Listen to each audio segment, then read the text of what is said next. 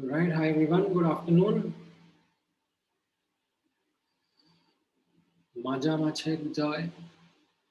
Hi Vansh, good morning. Good morning Divyansh.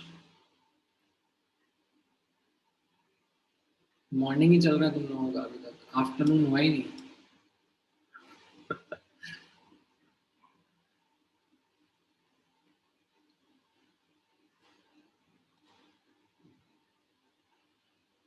Good good.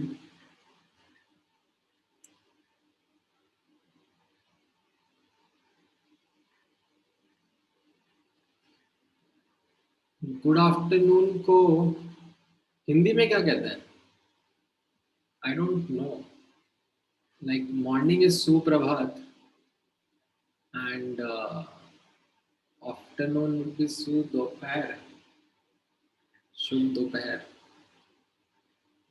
सुसंध्या, सुप्रभात, सु दोपहर सही नहीं लग रहा सुनने में, बोलने में. शुभ शुभ मध्याह्न, ये लग रहा है इसमें दम है. This is something. Sahil, like तुमने ऐसे हिंदी वगैरह संस्कृत में ऐसे कुछ पढ़ाई वगैरह की है क्या?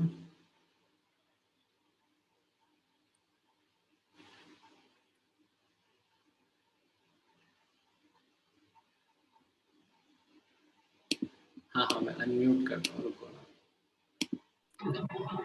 सर मतलब दोपहर ही बोलते हैं, मतलब शुभ दोपहर या फिर नमस्ते ही बोलते हैं जो जितना सर नमस्कार ही बोलते हैं. नमस्कार सुबह बोलते हैं. नमस्कार तो ठीक है, general whenever you meet someone, but timing के हिसाब से हिंदी में जनरली सर सबको नमस्ते ही बोलते हैं. अच्छा, इतना कॉम्प्लिकेट नहीं करते. हाँ सर, गुड मॉर्निंग वगैरह नहीं रहता उसमें, से सीधा नमस्ते. रात को शुभ रात्रि तो होती है ना. वो तो सोने के पहले वो बोलते हैं. मैं उसी कॉन्टेक्स्ट में, लाइक जैसे इवनिंग, गुड इवनिंग को ऐसे शुभ संध्या वैसे बोलेंगे. हाँ सर, हो नाइट सकता है. शुभ रात्रि वैसे मैं आफ्टरनून के लिए ढूंढा था, बट आई थिंक संस्कृत पढ़ना पड़ेगा अब सर. शुभ मध्याह्न सही लग रहा है. ये साहिल ने हाँ सर, आज तो एकदम मचा दिया. Very nice. तो मचल. शुभ दिवस, क्या मतलब खुशी. तुम भी मतलब तुमने तो लाइक सेलिब्रेशन शुरू कर दिया. कोई दिवस थोड़ी ना है आज, it's a general day. Alright, चलो बढ़िया है. शुभ दिवस सर. आई थिंक 2 क्लासेस लेने के बाद में ऑलरेडी आप लोग काफी एग्जॉस्ट हो चुके होंगे. अभी बीच में लंच करते हो या कुछ करते हो या ऐसे ही मतलब कंटिन्यूअसली? सर गोपाल का पता नहीं. सर ऐसे ही बैठ जाते हैं. सर गोपाल ऐसे ही बैठ जाओ. सर गोपाल तो क्लास के बीच में खाते. सर गोपाल खाखरा खा रहा था मैथ्स में खाखरा खा रहा था गोपाल. और अनम्यूटेड था बेचारा. पूरे एकदम क्रंच होने का आवाज आ रहा था. सर ने भी पूछा क्या है. नहीं ठीक है, मतलब it's okay, like you can add eat in between, not a problem. Sir आपके में चलेगा माइक ऑन करके. हाँ मतलब सी, आई एम नॉट दैट फसी अबाउट दीज थिंग्स. मतलब इनफैक्ट अगर कुछ बच्चे मेरी क्लास में अच्छा लेके आते थे तो मैं तो उनका टिफिन भी मार लेता हूँ. तो सर आप इतने अच्छे हो तो आज क्लास कैंसिल ना. अरे, क्या बात है, मतलब एकदम ये फायदा है. सर का फायदा उठा रहा है. मौके पे चौका मारना चल रहा है. बोला सर अच्छे मूड में दिख रहे हैं आज तो. सर ये तो छक्का मार दिया. Sir we are very tired sir, खाना नहीं खाया है सर सुबह का. सर हम एकदम भूखे बच्चे. क्यों? घर वाले सर बीच बीच में आधे घंटे का ब्रेक मिलता है सर. घर वाले वो इतना आधे घंटे में से सर. 5 मिनट एक मतलब 5 मिनट तो चले ही जाता है ना. 25 मिनट तो है ना. मेरा तो हो गया. और मुझे क्या बाकी के 10 मिनट और हो गए. एग्जैक्टली मेरा भी हो गया. मुझे भी बस बस बस ठीक है, ठीक है. सर मतलब 25 मिनट में खाने का क्या मजा आता है. वही सर, आराम से खाने का. हाँ हाँ बिल्कुल. सर मतलब बायोलॉजी में एक बार मूवी सिखाया नहीं था 10th complete स्टैंडर्ड होती में. हाँ गांधी जी भी बोले थे 50 एक अन्न का दाना 50 बार चबाना चाहिए। हाँ 50 क्यों 100 बार चबाओ ना तुम, गाय गाय की तरह एक काम करते हैं ना, गाय बन जाते हैं ना सर। चबाते रहो, निकालते रहो, चबाते रहो, यही काम करना तुम। नहीं सर, मतलब पहले खा लेने का, उसके बाद क्लास के बीच में चबाते बैठने का। जुगाली करते रहो। चलो आंसर बताओ तुम लोग इस क्वेश्चन का फटाफट। किसी ने अभी तक सॉल्व करा कि नहीं करा? नहीं, बोलने का वेट कर रहे थे कि मैं बोलूंगा तभी सॉल्व। आपके बोलने का वेट कर। Nonsense people. Sir mass of an electron क्या है? 9.1 into 10 to the power 9.1 minus into 10 31 raised to kg. minus 34 kg. 31. Right, ये पहला वाला तो straight forward application of formula हो गया। 6.626 into 10 की पावर माइनस 34 अपॉन 9.1 into 10 की power minus 31 kg and 1/20 into 3 into 10 raised to the power of 8। ठीक है, तो थोड़ी थोड़ी मजदूरी करनी है आपको, कैलकुलेशन करनी है एंड देन आंसर रिपोर्ट करना है in the units of meters. तो आई थिंक पहला वाला तो स्ट्रेट फॉरवर्ड है। दूसरा वाला आया कुछ? सर बी आ रहा है। बी आ रहा है। सर आपने पीडीएफ में भेजा था। हाँ सर, आंसर हाँ सी सर, है। यस मुझे बी है। सर सी है। समझ में आना चाहिए, देखो दैट इज मोर इम्पोर्टेंट।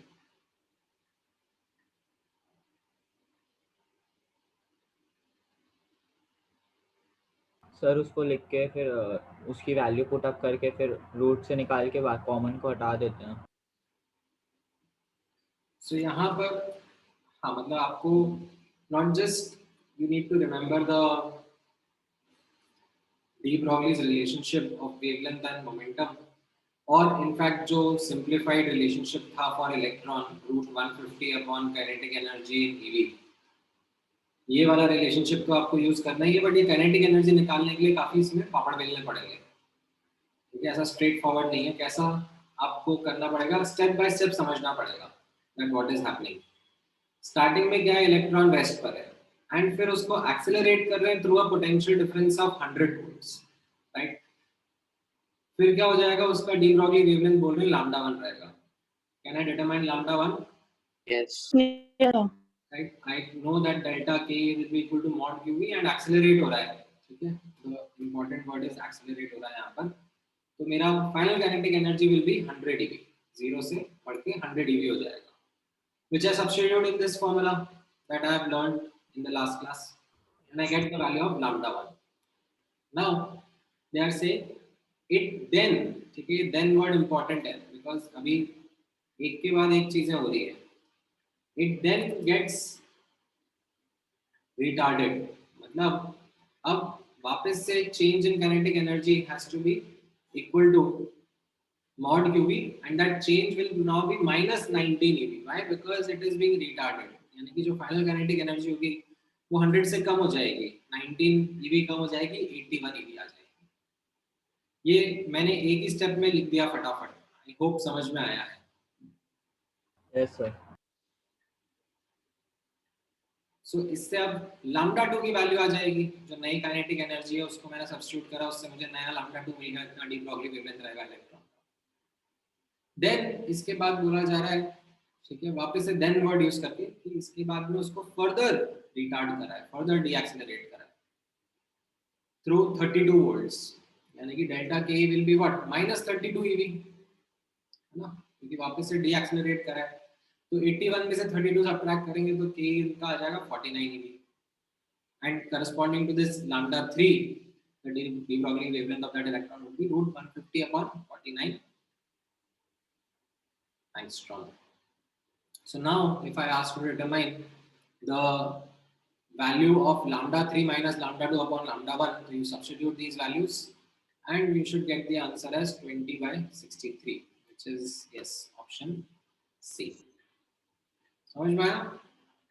हाँ सर। Yes sir.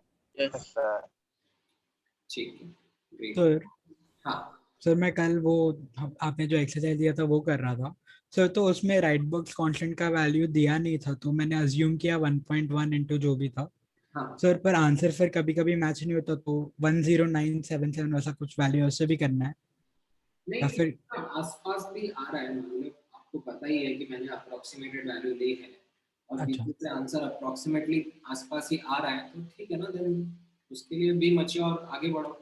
ठीक है सर, थैंक यू सर। ठीक है, अच्छा। नाउ लास्ट क्लास में जब हम लोग डी ब्रॉगलीज हाइपोथेसिस के बारे में बात कर रहे थे, तब मैंने आपको ये भी बताया था that experimental validation of de Broglie's hypothesis took some years. Okay, it was not something which was accepted by the scientific community, despite the fact that de Broglie ने Bohr's model पर अपना concept apply करा and he presented his idea, जो हम लोगों ने last class में discuss किया था. He presented the theory that consider electron as a wave and then came up with the same results जो कि de Broglie came up with his particle nature of electron. ठीक है, तभी भी ऐसा नहीं था that scientific community actually was in favor of the hypothesis. They were still quite dismissive about what de Broglie had presented. It was much later, ठीक है, कुछ I think 5-6 साल बाद, there was this experiment which was conducted by two scientists, Davison and Germer. They did an experiment in the field of crystallography. ठीक है, एक statement जो आप ध्यान में रखोगे, ऑल्दो एक्सपेरिमेंट अपने सिलेबस में नहीं है, बट स्टेटमेंट मैं आपको जरूर लिखवाना चाहूंगा, right? D Broglie's hypothesis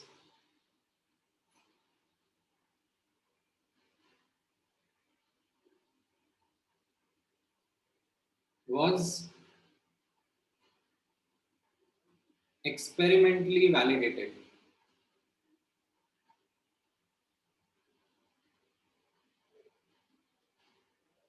by Davison and Germer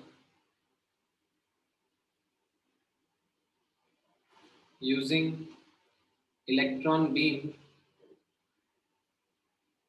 and nickel crystals.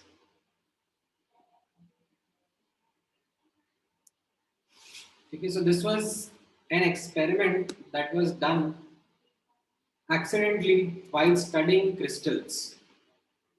ठीक है, so कैसा होता है? क्रिस्टल वर्ड सुना है आपने? क्रिस्टल वर्ड रिप्रेजेंट क्या करता है? Sir, a structure which is well Definite structure. definite structure. Right, solids are classified into two types: crystalline solids and amorphous solids. Amorphous. Right, crystalline solids क्या होते हैं? जिनमें एक regular pattern of arrangement of atoms या molecules present होता है, right? That is what is said to be a crystalline structure. ठीक है, अब कहीं पर कोई पैटर्न है तो us as humans हमें तो बहुत खुजली होती है, हम रहने थोड़ा दे सकते हैं, पैटर्न है तो पैटर्न तो समझना है. So that is where we venture into a field called as crystallography. Crystallography is a field about study of crystals. We study how atoms are arranged in crystals, what are the distance between atoms of a crystal, what is the type of arrangement that is there, what are the angles that are there.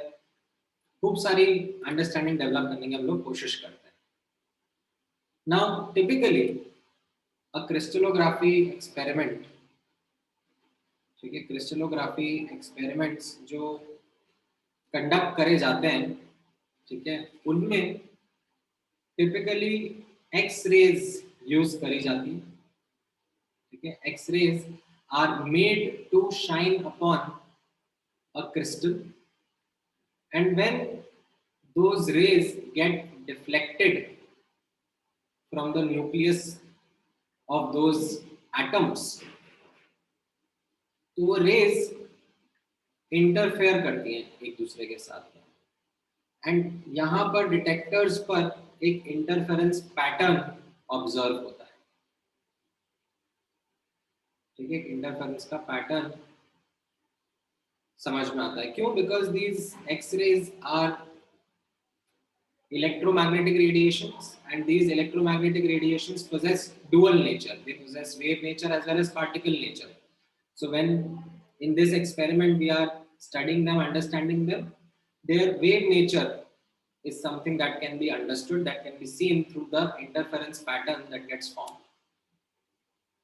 Now इसको जब mathematically analyze करा जाता है, ठीक है, there is this mathematical understanding which relates lambda, the distance between the atoms or nucleus of the neighboring atoms, इसको d बोल रहे हैं, and theta, the angle at which interference pattern is observed.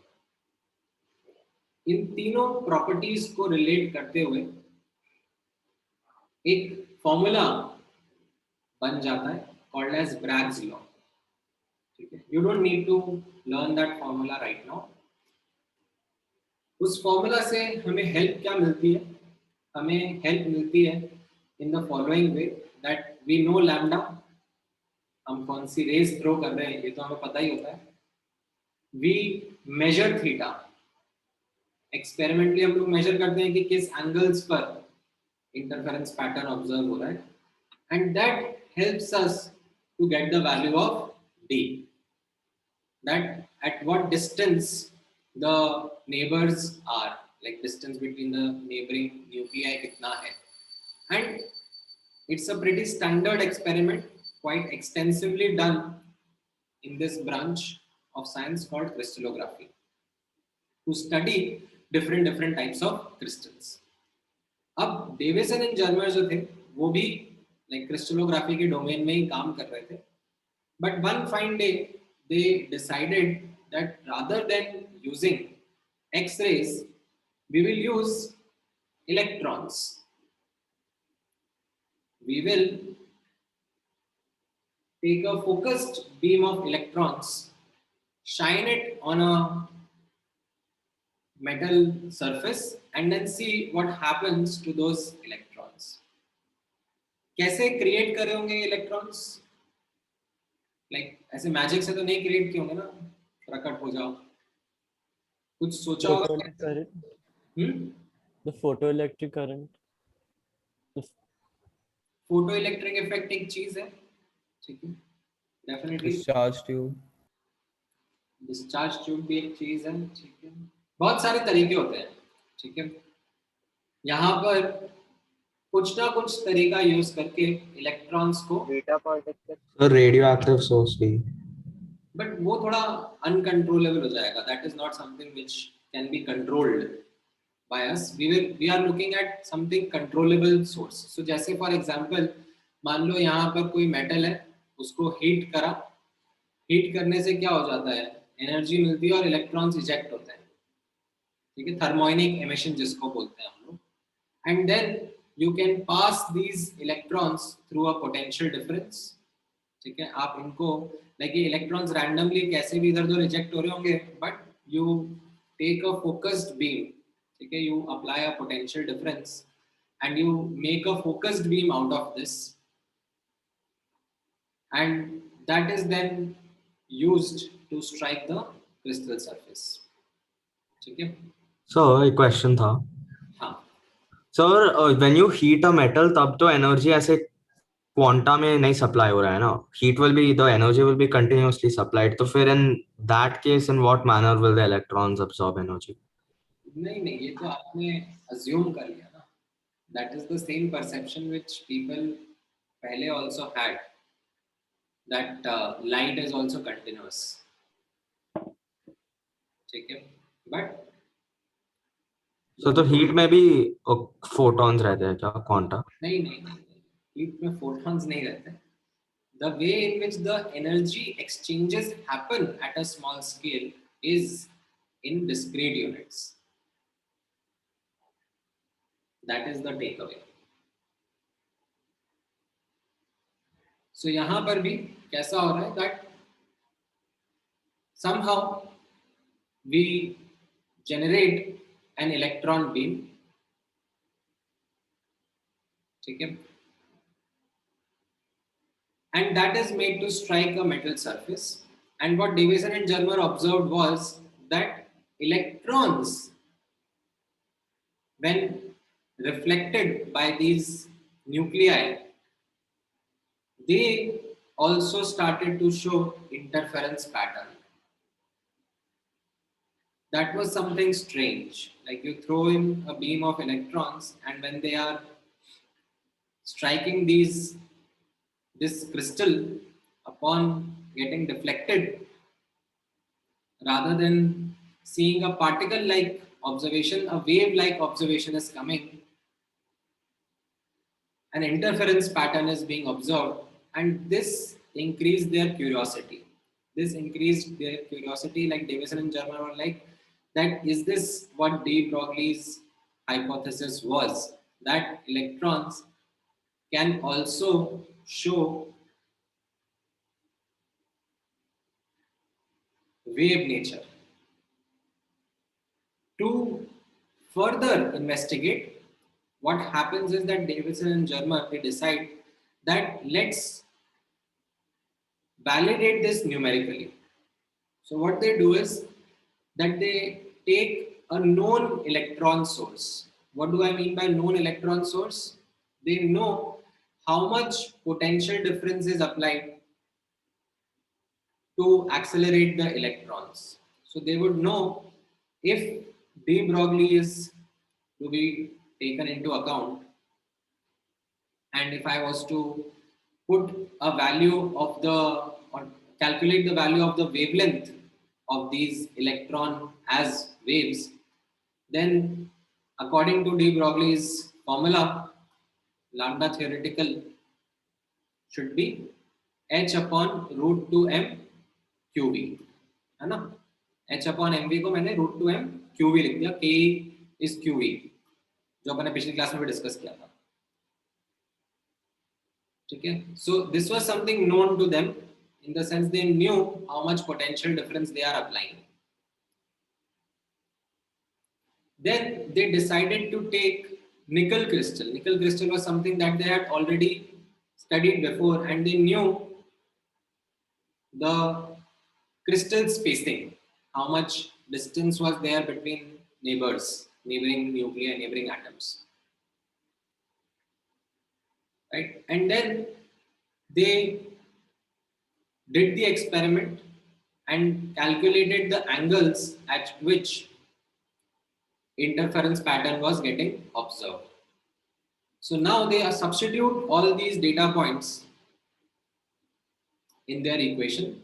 Like they substitute the theta, they substitute the d, and based on those they determine the experimental value of lambda shown by electrons as wave.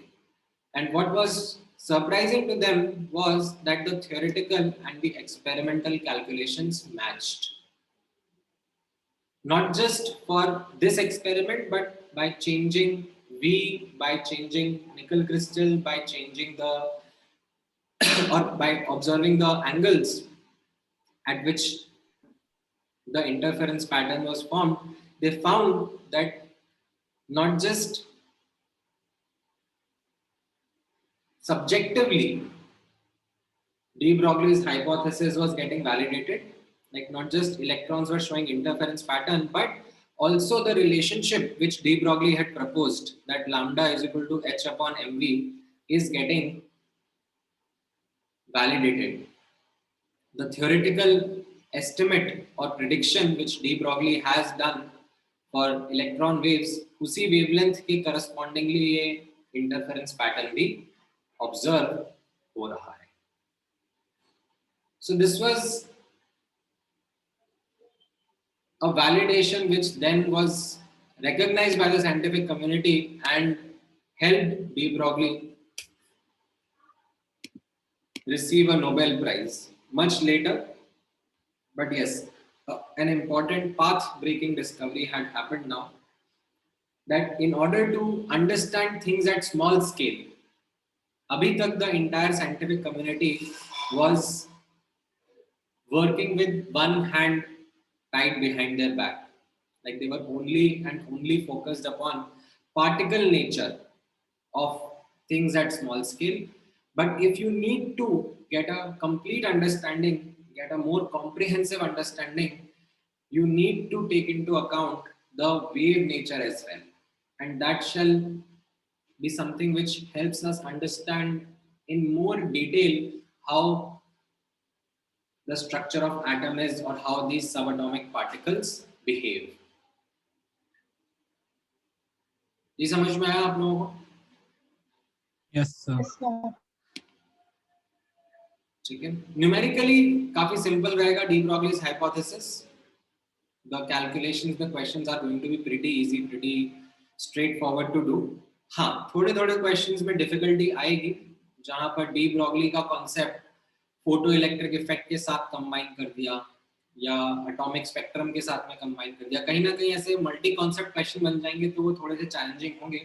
वो मैं आपको practice कराऊंगा as we go along. But the basic questions on de Broglie's hypothesis are pretty straightforward. Like some of them will be like direct questions as we are doing or we practice in these above examples. Some could be related to de Broglie's hypothesis and Bohr's model. Okay. Now, having said this, we next now move on to another very, very important experiment of that time, another very, very important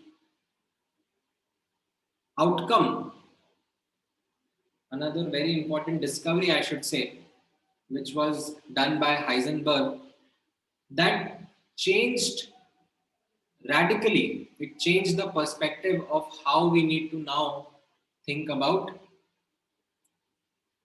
atoms or things at small scale. We call this as Heisenberg's uncertainty principle. Now, Heisenberg's uncertainty principle is a very profound statement and a fundamental reality of universe around us.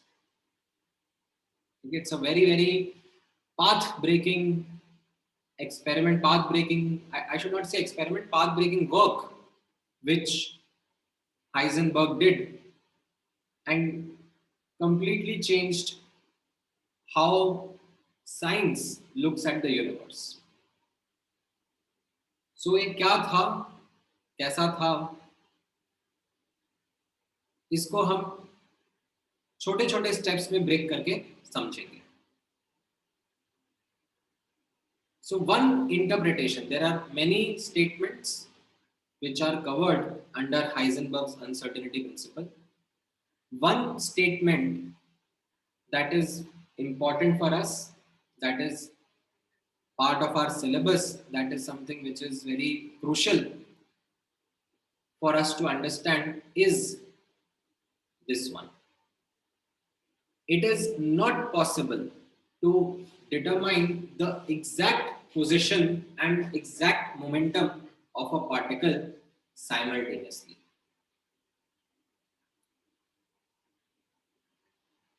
Now, when you first read this statement, you have a very obvious skepticism, right? ये क्या बात कर रहे हो sir? हम लोग तो physics में दिन रात ये करते आ रहे हैं. आपका शुरू हो गया ना काइनेमैटिक्स? नो सर, कैलकुलस चालू है, स्टार्ट हुआ है. अच्छा, चलो ठीक है, थोड़ा टाइम में शुरू हो जाएगा. बट ऐसा जरूरी नहीं है. इसके पहले भी आपने लाइक 10th क्लास में फिजिक्स में लाइक ये तो पढ़ाई होगा ना, that let's say an object is traveling in right direction. ठीक है, ये x equal to 0 है और ये x equal to 2 मीटर है, ये टाइम t equal to 0 है, time t equal to 3 seconds है. तो you know and you do the calculations. ठीक है, जब ऑब्जेक्ट यहाँ पर होगा तो आप बोलोगे कि ये ऑब्जेक्ट का पोजीशन है, ठीक है, एंड इसका मोमेंटम कितना होगा, आप बोलोगे mv के बराबर जो भी m रहेगा v रहेगा, v is distance traveled upon time taken, substitute कर दिया. तो like what are you saying? I have been determining the exact position and exact momentum of a particle simultaneously since forever. What is this statement that you are now making?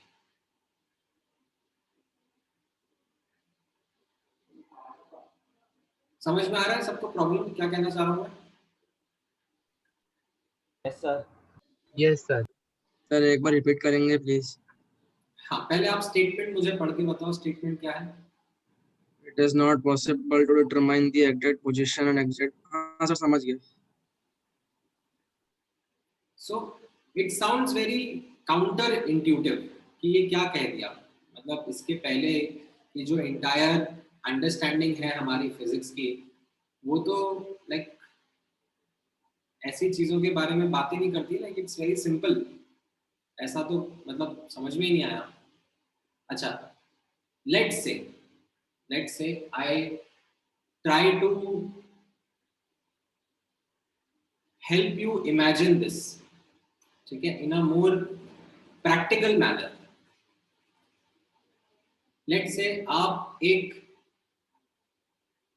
Dark room में हो and उस dark room में कहीं पर एक metal का object रखा हुआ है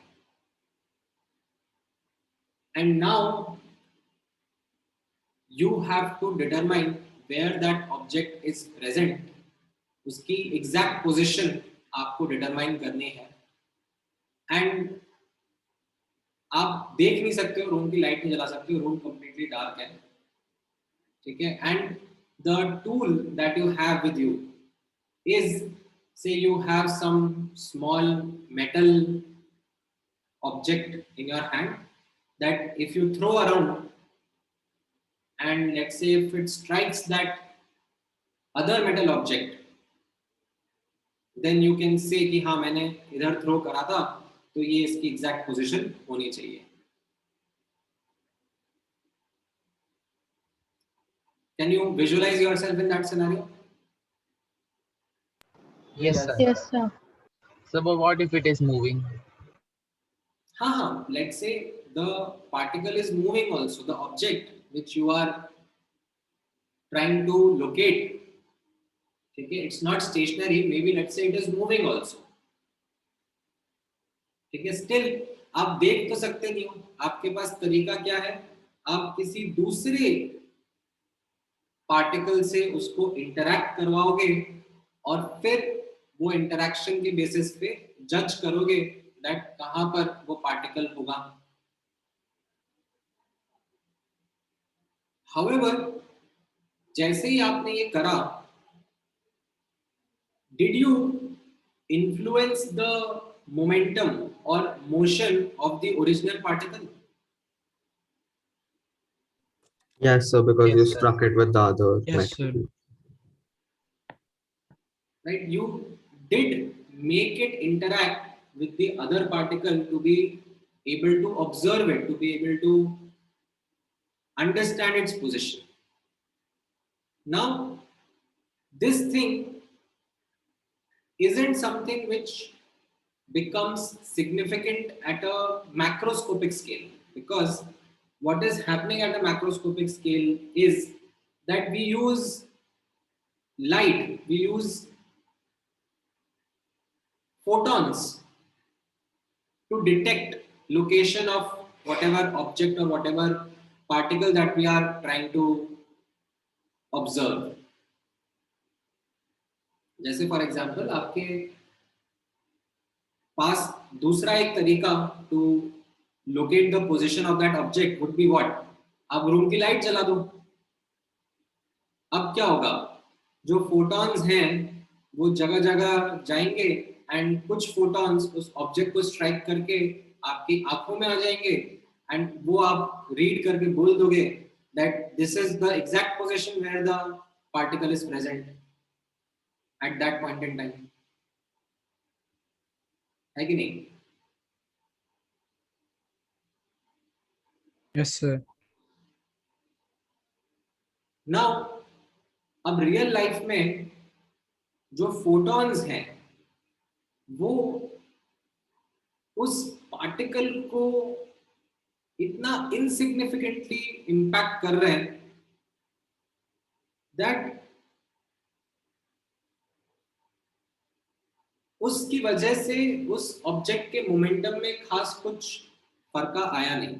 Like let's say if that particle was at rest and the photons struck that particle, but the interaction wasn't capable of making any significant change in the momentum of that particle. So macroscopic level पर we don't bother about such interaction much. We don't bother about such statement much because object जहां रखा था photon strike करके मेरी आंखों में आ गए, मैंने तो एग्जैक्ट पोजीशन डिटरमाइन कर ली उसकी, एंड वो ऑब्जेक्ट मूव नहीं करा, मतलब मैंने तो उसका एग्जैक्ट मोमेंटम भी डिटरमाइन कर लिया कि वो रेस्ट पर था और रेस्ट पे था. But this is at a large scale, at a macroscopic scale. However, when we go at a small scale, when we go at an atomic scale, things become different. Things become challenging. जैसे for example, if you want to locate an electron, of course आपको आंखों से तो नहीं दिख रहा है, but आपको एक इलेक्ट्रॉन को लोकेट करना है कि इलेक्ट्रॉन कहाँ प्रेजेंट है. So what is it that you are going to do?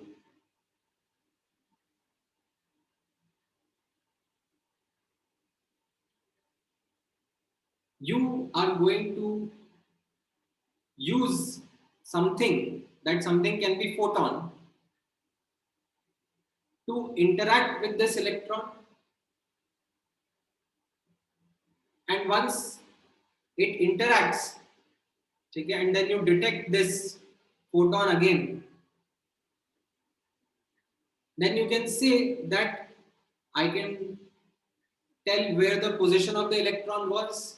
But when you do so, you also change the direction of that original electron. You influence its motion. Maybe that electron is now not in that same position. It has left that position and it has gone somewhere else. Sir, this is only true for free electrons. So yes, this is just one example that I am taking of things at small scale. ठीक है, जैसे for example आपने electron microscope word सुना है? Yes, sir.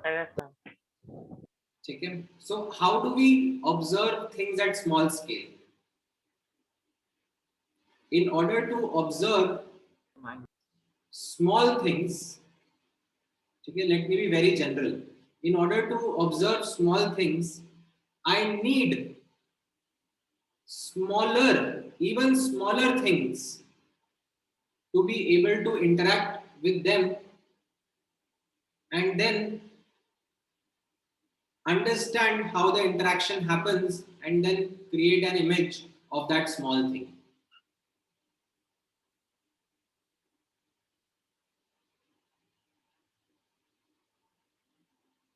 And this is something which is important at a small scale. It becomes very significant at a small scale that Heisenberg presented mathematically that it is not possible to determine the exact position and exact momentum of a particle simultaneously. Now, ध्यान से सुनना, बहुत ध्यान से सुनना. जैसा मैंने आपको थोड़ी देर पहले बताया, समझाया, that this is just one statement of Heisenberg's uncertainty principle. Heisenberg's uncertainty principle goes much more beyond this. Heisenberg's uncertainty principle was something which Heisenberg derived mathematically, completely mathematically. This was a starting point. This was a thought that came in his mind that if I try to measure something small, I need to have some interaction to be able to detect that small thing, and that interaction is something which will alter the state of the original state of my particle. And based on that, he presented his uncertainty principle. Mathematically work out करते हुए, ठीक है? This is not just for position and momentum.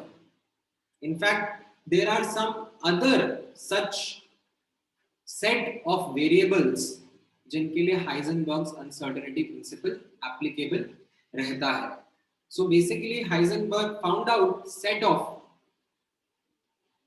trade-offs. Trade-off word सुना है आपने? Trade-off का मतलब क्या होता है? Yes sir. Like कुछ पाने के लिए कुछ खोना पड़ता है. So what happened was that based upon his mathematical work, Heisenberg found out that in life there exists many such trade-offs. One trade-off is what I have written in front of you, that अगर मैं किसी particle की exact position determine करने की कोशिश करूंगा, and उसी time पर, ठीक है, simultaneously word is also important, उसी टाइम पर मैं उस पार्टिकल की एग्जैक्ट मोमेंटम भी निकालने की कोशिश करूंगा, then I am going to face a challenge. It is not possible. अगर मैं पोजीशन एक्यूरेटली डिटरमाइन करने की कोशिश करूंगा तो मोमेंटम की इनएक्यूरेसी ऑटोमेटिकली बढ़ जाएगी. ऐसे और भी ट्रेड ऑफ्स हाइजेनबर्ग ने डिस्कवर करे, ठीक है. एक आपके सिलेबस में तो यही वाला ट्रेड ऑफ सबसे इंपॉर्टेंट है, but there are many other such trade offs also that do exist. And ये वाला ट्रेड ऑफ मैं पर्टिकुलरली आपको इसलिए बता रहा हूं because it is in syllabus as well as it is something जिसके लिए विजुअलाइजेशन थोड़ा आसान है, जिसके लिए विजुअलाइजेशन थोड़ा रिलेटिवली सोचा जा सकता है. जैसे मैंने आपको बताया कि लेट्स से मुझे इलेक्ट्रॉन कहां पर है वो फाइंड आउट करना है, ठीक है. अब इलेक्ट्रॉन अगर कहां पर है वो फाइंड आउट करना है, उसके लिए मुझे फोटोन थ्रो करना है, ठीक है. मुझे फोटोन से डिटेक्ट करना है. अगर मैं लोअर एनर्जी का फोटोन थ्रो करूंगा such that I don't disturb this electron, ठीक है. If I throw a lower energy का photon such that it does not disturb this electron, तो lower energy का photon मतलब उसकी wavelength ज्यादा रखनी पड़ेगी. Yes sir. ठीक है. तो ज्यादा wavelength का photon might not be able to accurately detect कि इलेक्ट्रॉन कहां पर था, बिकॉज वो फोटोन ज्यादा वेवलेंथ का रहेगा. अगर मुझे इलेक्ट्रॉन को एक्यूरेटली डिटेक्ट करना है तो मुझे कम वेवलेंथ का फोटोन यूज करना पड़ेगा. मुझे कम वेवलेंथ का फोटोन में यूज करूंगा तो मुझे एक्यूरेटली पता पड़ जाएगा that what is the location in which the electron would be present. But the trade off happens किस तरीके से? अगर वेवलेंथ कम है तो एनर्जी ऑफ फोटोन ज्यादा हो गया, मतलब when it will be striking the electron there is a much higher chance that अब इलेक्ट्रॉन डिस्टर्ब हो जाएगा. It will not be now in the same position. उसका जो मोमेंटम का अनसर्टेनिटी है, जो उसके मोमेंटम की मेजरमेंट की एक्यूरेसी है, वो इम्पैक्ट हो जाएगी. ठीक है, समझ में आया? एक एक करके हाँ, अब आपके डाउट्स भी पूछो.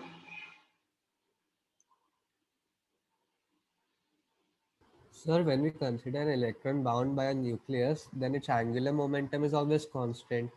So we can determine the position as well as the momentum. मैं आता हूँ, मैं एक थोड़ी देर में आता हूँ that how Heisenberg's uncertainty principle discards Bohr's model.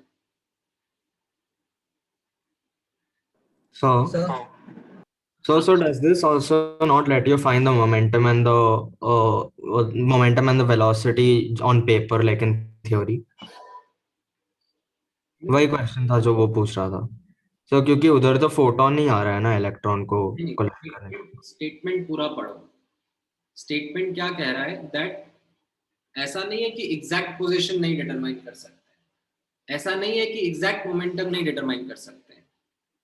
What Heisenberg's uncertainty principle is saying is that there is a trade-off.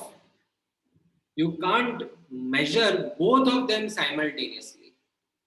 If you try to measure one as accurately as possible, then the uncertainty in the other, the inaccuracy in the other is bound to increase, and that is the fundamental reality of universe. मैं आपको थोड़ा सा और, ठीक है, इस चीज को एक्सप्लेन करने के लिए, ठीक है, थोड़ा सा इस चीज को और बताने के लिए, समझाने के लिए, इसकी फील दिलाने के लिए मैं आपको एक वीडियो दिखाता हूँ. ठीक है, छोटा सा वीडियो है, शॉर्ट वीडियो है. Just give me 1 moment.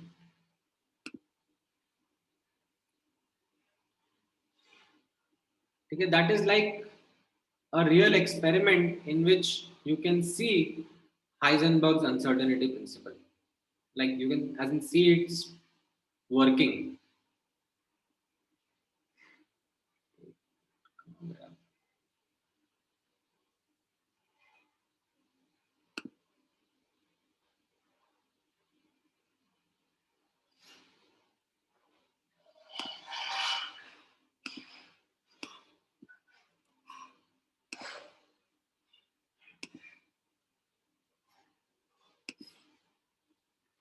हाँ, मैं चैट विंडो में भेज रहा हूँ सबको. ठीक है, 5-6 मिनट का वीडियो है. 5 मिनट का भी नहीं, आई थिंक छोटा ही है. क्लिक करो, देखो, एंड देन वापस आके डिस्कस करते हैं.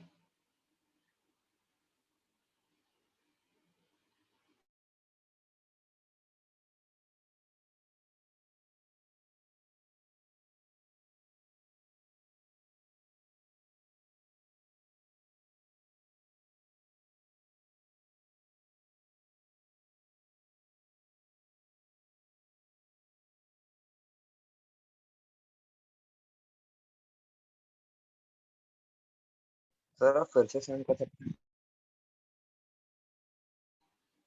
क्या कह रहे हो?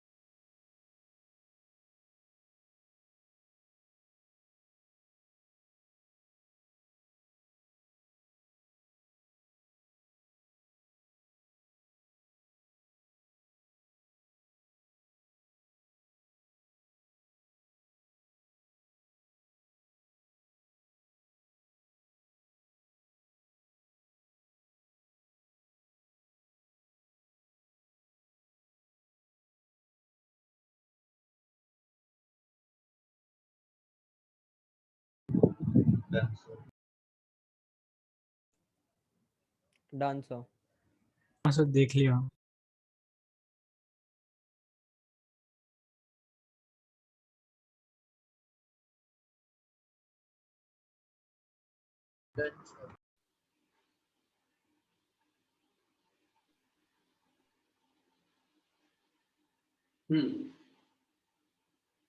Yes, sir, done.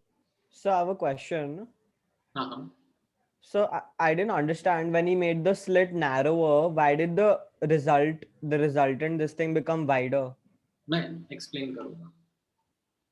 Exactly वही मैं अब आपको explain करूँगा. I wanted to first make you go through that video and have that question in your mind,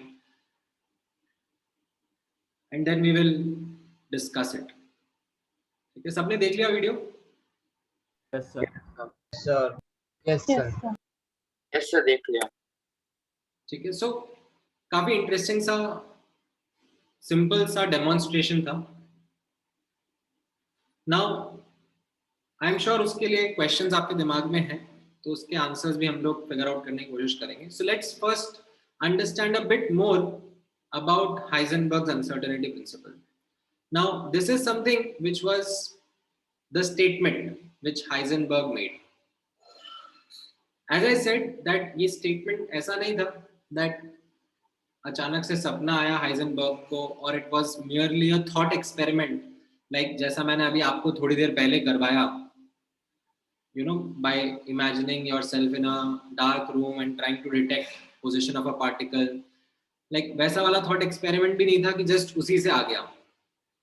Heisenberg did rigorous mathematics based on the dual nature of matter which de Broglie had proposed, and उस rigorous mathematics के outcome से he came up with this statement जिसको mathematically इस तरीके से read करा जाता है. Delta x dot delta p must be greater than equal to h upon 4 pi, या फिर ये h upon 2 pi को ऐसे h क्रॉस बोल देते हैं. h के ऊपर ऐसे कट का साइन लगा देंगे, बार का साइन लगा देंगे, क्रॉस का साइन लगा देंगे. What is delta x? Delta x is the uncertainty or error in the measurement of position. Delta p is the uncertainty or error in the measurement of momentum. H stands for Planck's constant. So based on his rigorous mathematical work, Heisenberg comes up with this equation. And you can see how the equation is creating the upar wala statement. Because if I try to measure exact position, then I am reducing the uncertainty in measurement of the position. Okay, I am reducing the error in the measurement of the position. But because the product of these two uncertainties has to be greater than a particular value, then what does it tell me? That if I decrease delta x, then delta p automatically increases. ये mathematically दिख रहा है सामने सामने? Yes, sir. Yes, sir. Right? अगर a into b is equal to 10, ठीक है, और मैं a को अगर बढ़ाऊंगा तो b automatically कम होना पड़ेगा ना? Yes, sir. So if I try to decrease any of these two uncertainties, if I try to decrease any one of these uncertainties, then the other automatically increases. This is how they are related to each other. This is what Heisenberg got as a mathematical outcome based upon his work. Now, how this explains the experiment जो अभी just हम लोगों ने थोड़ी देर पहले देखा, ठीक है, नोटिस करना ये उस एक्सपेरिमेंट को कैसे एक्सप्लेन करता है. So let us recreate that experiment on paper over here. Quite simply, there is a source of radiation, ठीक है, यहाँ पर बोला जा रहा है एक लेजर लाइट है and say a circular beam throw कर रहा है ये laser light, ठीक है, and we are passing this beam through two screens. There is screen 1 and there is screen 2. Now screen 1 में there is a slit, there is an opening, ठीक है. अब जब स्लिट बड़ा है एंड ये लेजर बीम उसके थ्रू जा रहा है and it gets projected on the second screen, तो ये सेकंड स्क्रीन पे आपको कैसा दिख रहा है? सेकंड स्क्रीन पे ये स्ट्राइक कर रहा है, यहाँ पे एक सर्कुलर सा आपको प्रोजेक्शन दिख रहा है, डॉट दिख रहा है, ठीक है. Something quite obvious, quite simple, ऐसा होना भी चाहिए था. And now he starts to shrink down the size of the slit. He starts to decrease the size of the slit. ठीक है, let's say हम लोग vertically इस स्लिट को छोटा कर रहे हैं, ठीक है. उस एक्सपेरिमेंट में हॉरिजॉन्टली करा था, बट यहाँ पर मान लो मैं वर्टिकली उस स्लिट को छोटा कर रहा हूँ, मतलब ये जो गैप है ऊपर नीचे से कम कर रहा हूँ. तो what do you expect to happen? Like if I zoom in on this projection, तो आपको कैसा दिखेगा अगर मैं इस स्लिट को like छोटा कर दूंगा? तो you might say or you might see that ये जो प्रोजेक्शन है ये भी छोटी हो गई, ठीक है. जितनी पहले दिख रही थी ये कट हो गई, छोटी हो गई, है कि नहीं? एंड ऐसा ही Yes, sir. ऐसा ही ऑब्जर्व होता है. However, something very interesting happens when we further decrease the size of the slit, when we further shrink it down, then something counterintuitive happens, then something non-intuitive happens, then something strange happens. Rather than this image, this projection becoming smaller, it starts to expand, it starts to grow. जैसे अगर मैं vertically इस slit का size छोटा कर रहा था, तो ये जो प्रोजेक्शन थी ये vertically फैलने लग जाती है. And this is something which Heisenberg's uncertainty principle explains. किस तरीके से यहाँ पे आप नोटिस करना, Heisenberg's uncertainty principle says that by decreasing the size of the slit, what is it that we are doing? We are trying to exactly locate where the photons are. हम लोग ये जो डेल्टा x है इसको कम करते जा रहे हैं. Uncertainty in the location of photons, in the position of photons, ये हम कम कर रहे हैं by decreasing the size of the slit. Now because I am shrinking the slit, I can say exactly यहीं से photons pass हो रहे होंगे, ठीक है. इतनी छोटे से गैप में से photons pass हो रहे होंगे. And what is it doing? As a consequence, what is happening is that the uncertainty in the momentum is increasing. What is momentum? mv, right? Yes, sir. Yes, sir. Uncertainty in momentum can be written as m delta v. ठीक है, m constant है, उसको मैं बाहर निकाल लेता हूँ. ठीक है, delta p can be written as m delta v. तो जो uncertainty in momentum है वो uncertainty in velocity के फॉर्म में शो हो रहा है. Now photons की स्पीड तो कांस्टेंट होती है. Yes, sir. It's the speed of light. So जो ये uncertainty है ये मैनिफेस्ट कर रही है in the direction. ये जो वेलोसिटी के दो कंपोनेंट होते हैं ना, magnitude and direction. Yes, sir. तो मैग्नीट्यूड है, स्पीड है फोटॉन्स का, that is not getting impacted, that is not changing. The thing that is actually changing is the velocity because of the direction. तो पहले जो फोटॉन्स सर्टेनली लाइक स्ट्रेट ही जा रहे थे, दैट वाज देयर डायरेक्शन. अब वो direction uncertain हो गया है. Rather than going straight, those photons are now going in uncertain directions. Rather than going straight, because of the uncertainty in the momentum, ये जो photons अब uncertain direction में जाने लग गए हैं, उसकी वजह से ये जो projection था, जो कि पहले यहाँ पे सीधा सीधा straight forward दिख रहा था, अब वो ऐसे फैलने लग गया है. समझ में आया Heisenberg's uncertainty principal?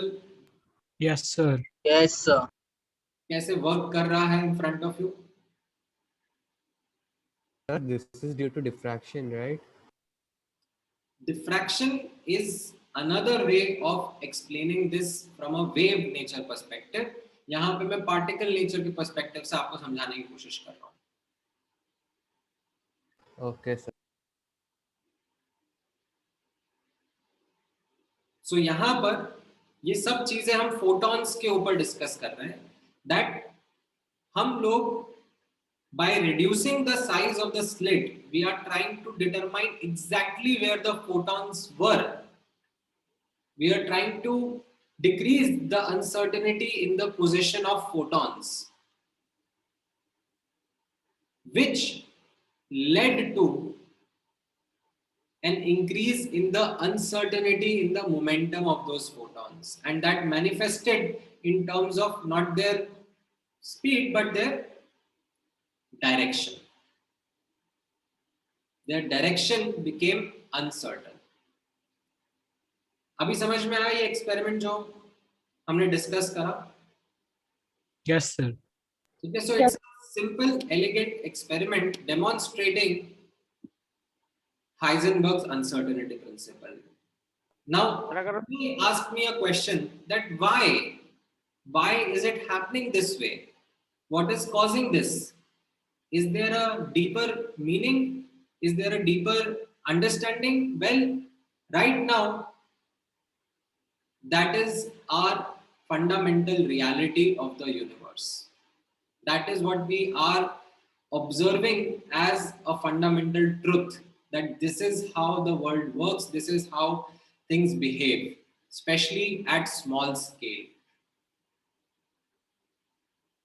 And unraveling this truth about the universe is something which was a job, was a work done by Heisenberg, for which he was awarded Nobel Prize.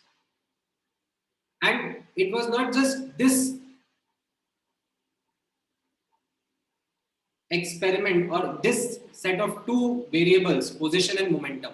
जैसे मैंने आपको बताया, there are some other such trade-offs as well. There is a trade-off between frequency and time. ठीक है. और rather than frequency, we say energy and time. ये भी एक trade-off होता है. Although it is not something which you need to be going into details of, but that's also a trade-off. The more accurately you try to measure the energy associated with the system, the lesser accurately you will be able to comment upon the lifespan of that energy state. ठीक है. Already आपको थोड़ा complicated सुनने में लग रहा होगा. ठीक है. Let me not actually venture into that direction. अभी let's restrict ourselves to position and momentum as the two trade-offs which Heisenberg revealed. Sir अगर उधर एक कन्वर्जिंग लेंस डाल दिया तो फिर ठीक है ना. मतलब कन्वर्जिंग लेंस डाल दिया तो आपने सिस्टम को मॉडिफाई करने की कोशिश करी ना. मतलब that's a separate thing all together. But उससे क्या होएगा, उससे तो मतलब मेरे को एक्यूरेट मिलेगा ना कहाँ पर फोटोन एग्जिस्ट कर रहा है पर्टिकुलर जगह पर। अरे मतलब measurement is here. Your measurement is here.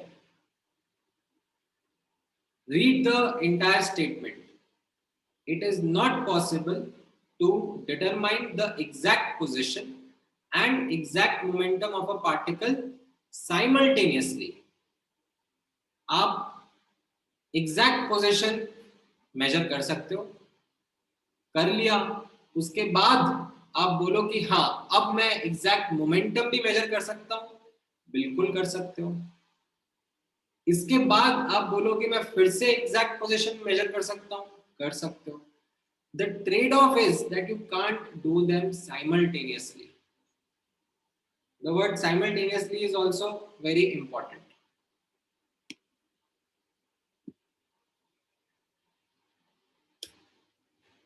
समझ में आया? हाँ सर। तो हाँ तो फिर बोस मॉडल के जो थियोरेटिकल फॉर्मूलाज थे, then the results you get from that won't match the ones that you do experimentally, right? रुक जाओ, we'll talk about it in some time. अब हाइजेनबर्ग का English statement and mathematical statement, ये दोनों statement आपको read करने आ रहे हैं? यस राइट, ये इसकी अंडरस्टैंडिंग समझ लेना। जैसे मैंने बताया that if we try to measure one of them accurately, then the measurement of the other becomes inaccurate. Okay, this is a trade-off. This is the reality. Now, apart from this, there are some other points which I also want you to learn from this. ठीक है, ये जो basics है ये तो आपको पता होना ही चाहिए कि हाइजेनबर्ग अनसर्टेनिटी प्रिंसिपल का स्टेटमेंट क्या था, मैथमेटिकली उसको कैसे लिखा जाता है, but there are some important points which I would want you to also remember. First point, Heisenberg's uncertainty principle is applicable at all scales. जैसे de Broglie's dual nature hypothesis था, it was applicable at all scale, be it small scale, be it large scale, सब scale पे applicable है, but उसका significance small scale पर ज्यादा है, large scale पर, macroscopic scale पर इसका इतना significance बचता नहीं है. क्यों? मे बी एक क्विक कैलकुलेशन. प्लैंक्स कांस्टेंट बहुत छोटा ही है कि प्लैंक्स कांस्टेंट बहुत छोटा है. नेग्लिजिबल. करेक्ट. जैसे फॉर एग्जांपल, मतलब मैं टेनिस बॉल के लिए आपको बोल रहा हूं कि मान लो ये टेनिस बॉल थी 0.1 kg की,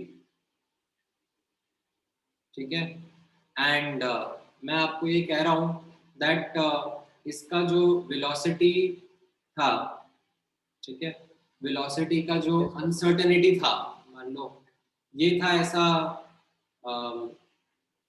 मतलब ऐसा बोल लो कि वेलोसिटी जो थी इसकी 10 मीटर पर सेकेंड थी, ठीक है, एंड जो अनसर्टेनिटी इन वेलोसिटी थी वो मान लो 1% थी, 1% ऑफ v, तो कितनी हो जाएगी? 0.1 मीटर पर सेकेंड, है ना? Yes sir. अब मैं आपको पूछ रहा हूं कि इसका अनसर्टेनिटी इन पोजीशन क्या होगा एज पर हाइजेनबर्ग्स अनसर्टेनिटी प्रिंसिपल. तो आप बोलोगे कि ठीक है, हम लोग इसको फॉर्मूला में डाल देते हैं, that uncertainty in position into uncertainty in momentum must be greater than h upon 4 pi, right? So delta x मास रहेगा 0.1 kg, डेल्टा v कितना रहेगा? 0.1 मीटर पर सेकेंड, एंड ये 6.626 into 10 की power minus 34 upon 4 into 3.14. So can you see what Heisenberg's uncertainty principle is saying, that measure in uncertainty in the measurement of position will be at least 6.626 upon 4 upon 3.14 into 10 की power minus 32 meter. Now, do you look at this value? it is so small as compared to the size of the tennis ball itself. Tennis ball का size centimetres में होता है. हाँ sir. तो उसके मुकाबले ये जो हाइजेनबर्ग अनसर्टेनिटी प्रिंसिपल कह रहा है कि एटलीस्ट इतनी अनसर्टेनिटी रहेगी इन मेजरमेंट ऑफ पोजीशन. तो यू आर लाइक कि हाँ ठीक है, ओके है, चलेगा. Like look at the size of the tennis ball and look at the uncertainty. This is practically nothing. I am okay with this. And that is where Heisenberg's uncertainty principle is not that significant at a larger scale, at a macroscopic scale. Oh my gosh. It becomes significant only at a small scale. It becomes significant at an atomic scale. समझ में आया? Yes sir. Yes. So that is one important point that I need you to remember. अच्छा, एक और important point जो मैं आप लोगों को बताना चाहूँगा, ठीक है, वो भी ध्यान से ऑब्जर्व करना. ये वाला स्टेटमेंट रीड करो, ठीक है. Not the best of the handwriting but काम चलाओ, भावनाएं समझो एंड फिर हम डिस्कस करेंगे.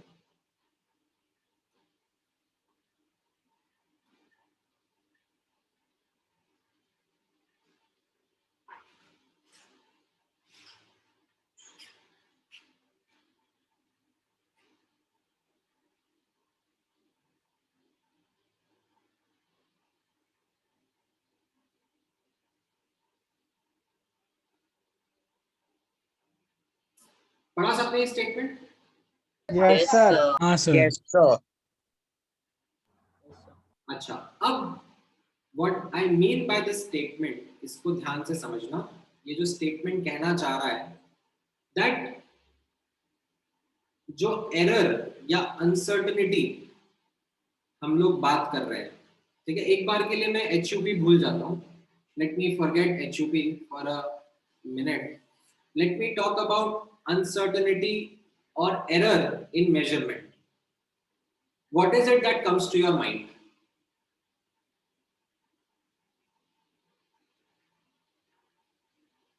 आप लैब में कोई एक्सपेरिमेंट कर रहे हो, डेटा इकट्ठा कर रहे हो एंड उस डेटा को जो आप कैप्चर कर रहे हो उसमें कुछ अनसर्टेनिटी, कुछ एरर आता है कि नहीं आता है? सर आता है. आता है सर. आता है सर. Random है. नाउ वो जो एरर आता है, ठीक है, वो हम एट्रीब्यूट करते हैं लीस्ट काउंट को. लीस्ट काउंट सुना है किसी ने word? Yes, sir. sir. Yes, sir. हाँ सर. थोड़ा तो आप लोगों ने पढ़ाई करी है जूनियर क्लासेस में. तो बेसिकली हम लोग उस एरर को, ठीक है, या तो एट्रीब्यूट करते हैं कि जो डिवाइस है जिससे हम लोग काम कर रहे हैं वो डिवाइस ही इतना सेंसिटिव नहीं है, उस डिवाइस की वजह से भी थोड़ी एरर आ सकती है. And of course there is a chance that human error भी हुआ हो डिटेक्ट करने में, डेटा रीड करने में, right? Those are the things that come to your mind when you talk about error और uncertainty in measurement. Yes, sir. Now what I am trying to say here, ध्यान से observe करना, that ये जो हाइजेनबर्ग्स uncertainty statement लिखा हुआ है, इसमें जो अनसर्टेनिटी के बारे में बात करी जा रही है, जो ग्रेटर देन इक्वल टू का साइन है, उसको समझना, ठीक है. हाइजेनबर्ग कह रहा है that even if you have the best instrument, even if there is no human error, like all things are perfect from the experiment point of view, from the measurement point of view, still जो inequality है उसको equality में convert कर दो, इतना तो error रहेगा ही सही. Delta x dot delta p equal to h upon 4 pi, इतना तो एटलीस्ट मिनिमम एरर तो आपका रहेगा ही सही। इससे ज्यादा भी हो सकता है। इससे ज्यादा क्यों हो सकता है? बिकॉज इंस्ट्रूमेंट में एरर हो सकता है, ह्यूमन एरर हो सकता है, और भी रीजंस हो सकते हैं, बट इतना एरर तो रहेगा ही सही, no matter how perfectly you do the things, because that is how the world works, that is the reality of the universe around us, that is the universe that we live in. So this is applicable in all experiments. In every measurement that you are doing for an object, trying to measure its position and momentum simultaneously. Okay, sir. ये statement समझ में आया आप लोगों को? Yes sir. Yes sir. एक और छोटा सा डिटेल जो मैं आप लोगों के साथ में शेयर करना चाहूंगा, and this is something which slightly deals with the mathematical aspect of the statement.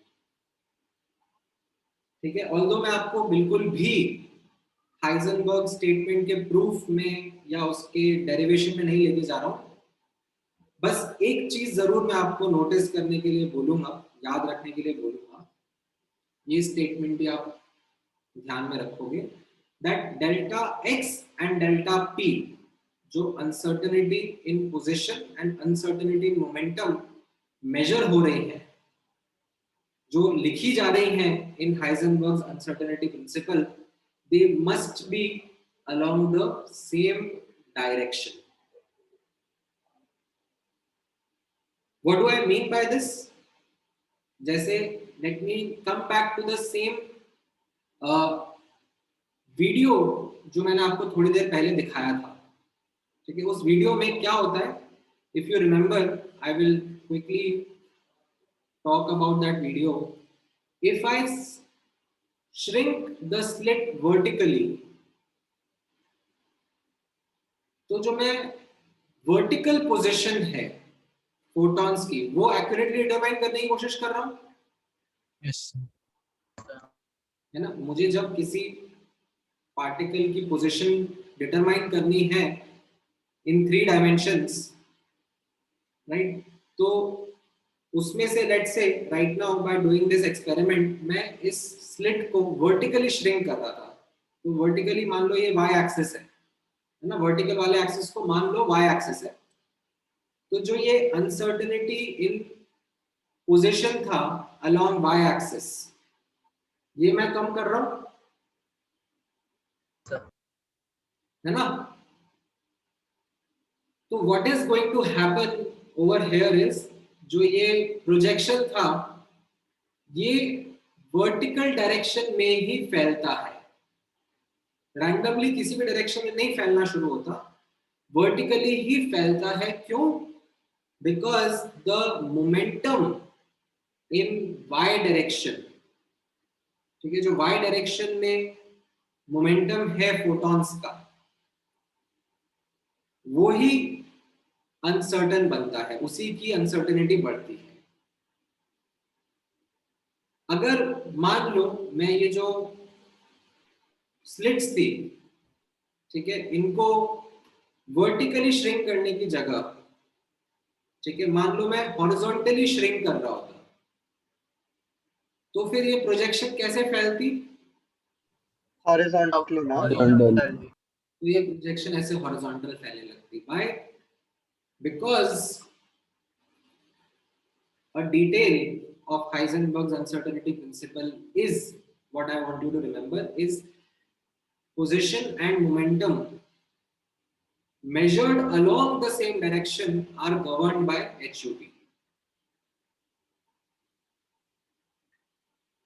मतलब किसी एक डायरेक्शन के along position, उसी डायरेक्शन के along momentum are going to be governed by Heisenberg's uncertainty principle. मैं ऐसा नहीं लिख सकता कि पोजीशन तो मैं z एक्सिस के अलोंग मेजर कर रहा हूं और मोमेंटम y एक्सिस के अलोंग मेजर कर रहा हूं and they are related by Heisenberg's uncertainty principle. ये एब्सोल्युटली गलत हो जाएगा। I can't do this.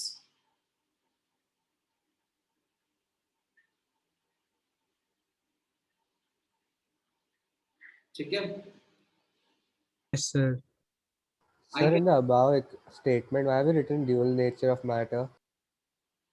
वो तो मैंने लाइक उसके पीछे का अगर किसी ने पूछा क्यों, लाइक ऐसा क्यों, तो दैट क्यों behind Heisenberg's uncertainty principle is dual nature of matter. ऐसा क्यों होता है, बस उतना ही मैं बता सकता हूँ.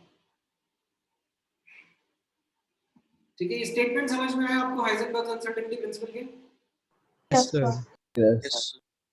ठीक है. अच्छा, मैं लाइक डेल्टा पी को एम डेल्टा वी भी लिख सकता हूँ, Yes, sir. एंड ये वर्जन भी यूज कर सकता हूँ हाइजेनबर्ग्स अनसर्टेनिटी प्रिंसिपल का. ठीक है. Yes, sir. अच्छा, इस पर न्यूमेरिकल्स बेहद सिंपल रहेंगे. मैं आप लोगों को आज कुछ क्वेश्चंस ट्राई करने के लिए दे दूंगा. ठीक है, आप वो क्वेश्चंस ट्राई करना, सिंपल रहेंगे. ज्यादा क्वेश्चन नहीं दूंगा, मुश्किल से 10 क्वेश्चन दूंगा. वो 10 इनफैक्ट 15 मान लो, 15 क्वेश्चन ट्राई करने के लिए दूंगा based on de Broglie and based on Heisenberg's uncertainty principle. आप वो ट्राई करना एंड देन फिर हम लोग यहीं से पिकअप करेंगे. सर कल सिर्फ डाउट डिस्कशन होगा ना, कि कल पढ़ेंगे भी? कल इस वीक में हमारे कब कब क्लास हो रहा है? सर फ्राइडे को थर्सडे है एंड फ्राइडे भी है. हाँ, तो कल मैं बस डाउट डिस्कशन करूंगा ऑफ द स्पेक्ट्रम वाला homework that I had given you. ठीक है सर. ठीक है, that is going to do tomorrow. And maybe जो एक आध बीच में कोई डीपीपी दी हो तो उसका आई थिंक डीपीपी सब हो गए हमारे. 15 ही दिया था लास्ट अपनी. और दे सकते अभी इतना ही रखते हैं. दैट कल मैं स्पेक्ट्रम वाले डाउट्स डिस्कस कर लूंगा and of course if you have some conceptual doubts तो वो डिस्कस कर लूंगा. एंड मैं आपको आज डी ब्रॉगलीज का होमवर्क दूंगा जिसको हम लोग परसों दैट इज फ्राइडे की क्लास में डिस्कस करेंगे. Okay, sir. तो परसों की क्लास में de Broglie and Heisenberg's uncertainty principle के जो भी 10-15 क्वेश्चन मैं दूंगा वो ट्राई करके आना, क्योंकि उसके बाद I will be starting with the quantum mechanical model. तो ऐसा नहीं हो कि फिर डी ब्रॉगली और हाइजेनबर्ग के क्वेश्चन प्रैक्टिस ही नहीं हुए आपके और आगे बढ़ना पड़ रहा है. ठीक है. Yes, sir. Yes, sir. Yes, So मेरा एक question है, but it's about the spectral lines, this thing. So can you go there for a second? Spectral. Oh, sorry. एक minute. So the spectral lines for like a isolated hydrogen atom, that one. ये वाला question, ये वाला. हाँ, so like this. So I had a question. So what determines what path it will take? Is there any external factor or like randomly it chooses which path it takes? Random, absolutely random. That's why you notice कि यहाँ पे मैंने word can use किया है, must use नहीं करा है. Yes, sir. So it's completely random, right? Okay, sir. Sir, तो मुझे हाइजेनबर्ग में सर एक चीज पूछनी थी. Sir, using this, can we prove that a electron cannot exist in a nucleus? मतलब कुछ कैलकुलेशन करके इसी के ऊपर बेस्ड. यार वो एक क्वेश्चन रहता है, ठीक है, but I find that question to be stupid. मतलब वो एक न्यूक्लियस की जगह क्या, मतलब तुम न्यूक्लियस के अराउंड कोई एक छोटी सी जगह बोल दो, इतनी छोटी सी जगह है, और फिर उसके हिसाब से तुम स्पीड कैलकुलेट करके बोल दो कि देखो स्पीड ऑफ लाइट से ज्यादा आ रहा है, तो ये तो यहाँ पे भी एग्जिस्ट नहीं कर सकता. दैट्स रियली स्टूपिड टू से. नहीं, क्योंकि सर एक्चुअली क्या है कि मैंने इसके पहले एक देखा था वीडियो लेक्चर इसमें यूट्यूब में, तो उसमें वो बताया कि using this we can prove this. तो मतलब ऐसे क्वेश्चंस हमको बुकलेट में तो नहीं मिलेंगे ना हमारे या किसी भी रेफरेंस बुक में. वो क्योंकि गलत है. That is absolute rubbish. अच्छा sir, okay, thank you very much. ठीक है, एनी अदर क्वेश्चन? सर जब ये डेल्टा एक्स का वैल्यू निकालता है, अगर वो 2 हुआ तो उसका मतलब क्या हुआ कि 2 टाइम्स अनसर्टेन है, मतलब अनसर्टेनिटी का वैल्यू कैसे हो सकता है? अरे आप मेजरमेंट करोगे ना, जैसे मान लो कि ये एक रूम में आप हो, ठीक है, इस रूम में एक बेंच है, ठीक है, एक रेलिंग लगी हुई है, और ये टेनिस बॉल इस रेलिंग में कहीं ना कहीं पे प्रेजेंट होगी, ठीक है, इस बेंच पर कहीं ना कहीं प्रेजेंट होगी, एंड अब आपको उसकी पोजीशन बतानी है। तो आपने बोला कि इसको मैं x इक्वल टू 0 बोलूंगी, इसको x इक्वल टू 1, इसको x इक्वल टू 2, इस तरीके से 1 मीटर 2 मीटर 3 मीटर इस तरीके से मार्क करूंगी, राइट। एंड जहां पर भी बॉल प्रेजेंट होगी वो उसकी पोजीशन में डिस्क्राइब करूंगी। अच्छा, जब मैं मेजरमेंट कर रही हूँ उस पोजीशन का, तो थोड़ा सा एरर आ रहा है। Maybe the ball is located at x equal to 1.5 metre plus minus से 0.1 मीटर। तो ये इसका एरर हो गया ना, ये इसकी अनसर्टेनिटी होगी ना। अच्छा, ओके। सो अगर वैल्यू पता है कितना अनसर्टेन है, तो हम लोग एक्चुअल वैल्यू भी निकाल सकते हैं ना उसको प्लस माइनस करके? नहीं नहीं नहीं नहीं, नहीं। जब आप मेजरमेंट कर रहे हो, ठीक है, तब आप ये क्या कहना चाह रहे हो कि ये 1.5 मीटर है, ठीक है, बॉल प्लस माइनस 0.1, यानी कि 1.4 से 1.6 के बीच में कहीं पे भी हो सकती है। ओह अच्छा अच्छा, यहाँ पे भी हो सकती है, यहाँ पे भी हो सकती है, यहाँ पे भी, यहाँ पे भी, यहाँ पे भी। हाँ सर, समझो समझो। ठीक है, हाँ। अब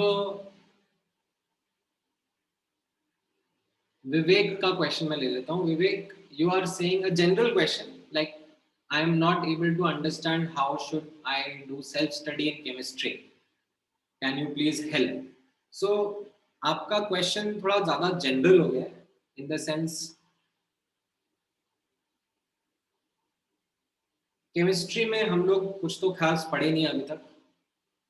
we are just studying the first chapter itself, that is atomic structure, and that too उसका डिफिकल्ट पार्ट तो शुरू हुआ ही नहीं है, उसका एकदम सिंपल और इजी पार्ट चल रहा है। Now if you are making notes properly, regularly, if you are doing homework properly, regularly, and discussing your doubts, then I don't see that you should have a general doubt. Then you can have specific doubts that sir मुझे Rutherford's model में वो वाला question नहीं समझ में आया, या फलाना फलाना टॉपिक में वो चीज समझ में नहीं आई।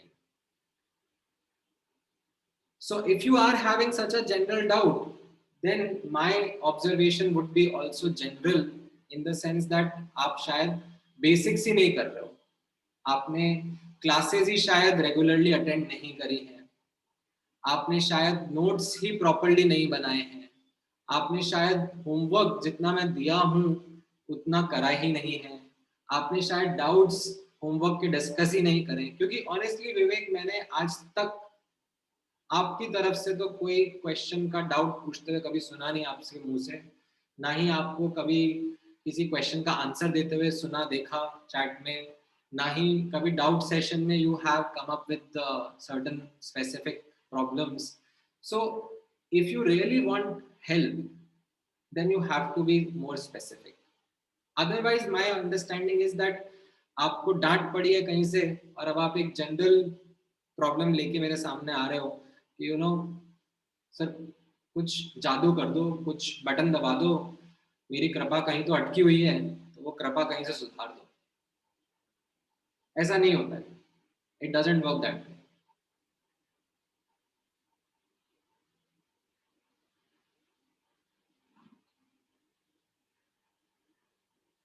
ठीक है, देन श्लोक का एक क्वेश्चन है, सर फिजिक्स के नोट्स बन जाते हैं पर केमिस्ट्री के कैसे बनाएं? हाँ सर ये जो मैं भेज रहा हूँ तुम्हें वो क्या है, वो नोट्स ही तो है।